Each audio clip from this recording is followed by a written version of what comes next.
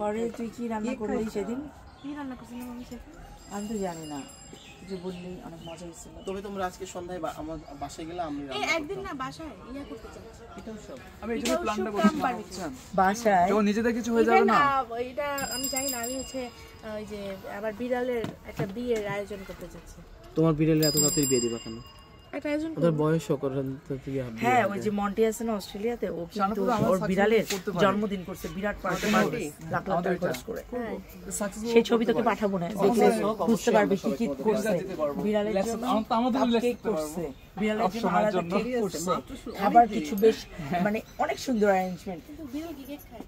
বিড়ালের জন্য যেটা করে ওরা স্পেশাল সেটা খায়। এই যে এবার যে সপ্তাহে যায় মানে অস্ট্রেলিয়া ইয়া করবা আপা, ওই যে তুমি ফুড কার্ড দিয়ে রেখে আমি পুরো প্ল্যানটা চেঞ্জ ক্যাট ফুড।